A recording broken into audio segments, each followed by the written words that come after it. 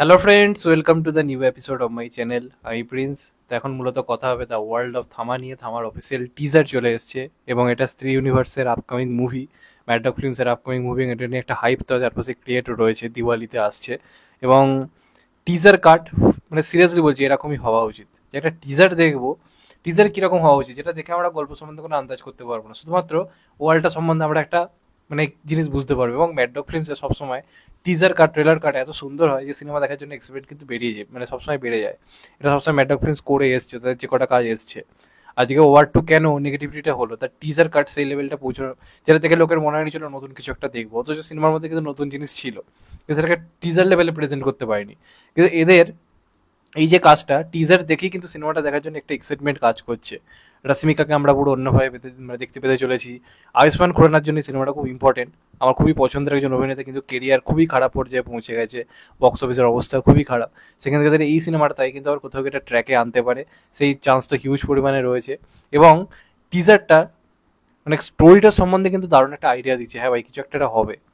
এখানে প্রথমেই আমরা আয়ুষ্মান খুরানার কথা শুনতে পাচ্ছি যে আমাকে ছাড়া 100 বছর থাকতে পারবে। নিশ্চয়ই এখানে কিছু একটা অভিশপ্ত ব্যাপার রয়েছে, যেটার সঙ্গে এই কথাটা কানেক্টেড। এবং রশ্মিকার যে ক্যারেক্টারটা বলছে যে 100 বছর কি, তোমার সঙ্গে তোমাকে ছেড়ে আমি এক মুহূর্ত থাকতে পারবো না। তো এখানে মানুষ এবং এমন একটা ক্যারেক্টারের মধ্যে একটা প্রেম দেখানো হবে যেটা বাস্তবে সম্ভব নয়, যেটা যাতে সমস্ত গল্পের আর কি প্যাটার্নারি কোথাও গিয়ে থাকে। তো এখানে যে রশ্মিকার ক্যারেক্টারটা দেখবেন পুরো টিজার জুড়ে বা পোস্টার জুড়ে বাদরের কিন্তু একটা দারুণ রেফারেন্স রয়েছে। তো আই থিঙ্ক প্রত্যেকটাতে যেমন ভেরিয়ার সঙ্গে একটা ভেরিয়ার কানেকশন রয়েছে, তারপরে এটার সঙ্গে আই থিঙ্ক বাদরের কিন্তু একটা কানেকশন থাকতে চলেছে। এই যে রশ্মিকার ক্যারেক্টারটা, সেটার সঙ্গে কিন্তু বাদরের একটা মানে জোরদার কিন্তু একটা জায়গা থাকতে হবে, কারণ যেভাবে ক্যারেক্টারটা উঠছে, যেরকম সাউন্ড ডিজাইন করা হয়েছে, সেটার সঙ্গে একটা প্রিয়র কিন্তু ব্যাপার পাওয়া যাচ্ছে। আর লাস্টে নওয়াজুদ্দিনের যে ডায়লগটা আছে, যে জানা তোমরা রোম্যান্স করছো, রোম্যান্স চালিয়ে যাও, কারণ 75 বছর হয়ে গেল রোম্যান্স দেখার আমরা সুযোগই পাইনি।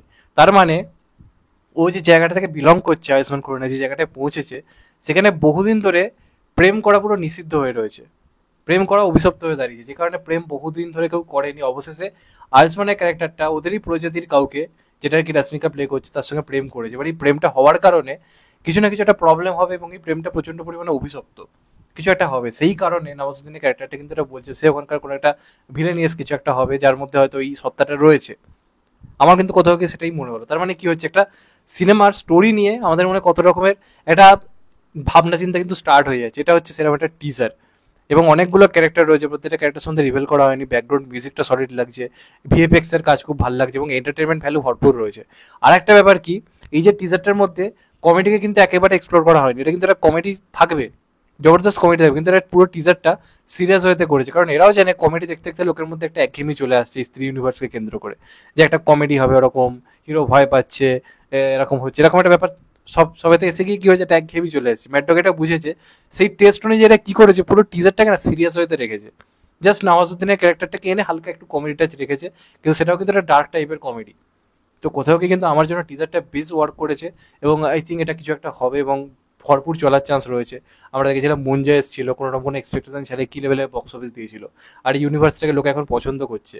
তো সাইক ভাই যদি স্টোরিতে দম থাকে, যদি গল্পের ডেপথ ভালো থাকে, তো আই থিঙ্ক শ্রদ্ধার পরে রশ্মিকাও কিন্তু বলিউডে একটা জোরদার একটা কিন্তু ক্যারেক্টার পেতে চলেছে, যেটা কিন্তু কাল্ট হয়ে উঠতে পারে।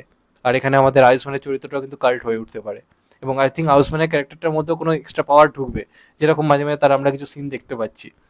তো আই থিঙ্ক স্টোরি ওয়াইজ এটা ভালো কিছু একটা হবে, দেখার জন্য এক্সাইটেড করছে। আমার জন্য কিন্তু টিজারটা বেশ ভালো রকম ওয়ার্ক করেছে। তোমাদের কেমন লাগছে কমেন্ট করে কিন্তু অবশ্যই জানিও। তো এটাই ছিল বলার। চ্যানেলটা নতুন হলে চ্যানেলটা সাবস্ক্রাইব করে দিও, and get the bell icon. ভালো থেকো সবাই, টেক কেয়ার, নমস্কার, আবার দেখা হবে। ভালো থেকো সবাই, টেক কেয়ার।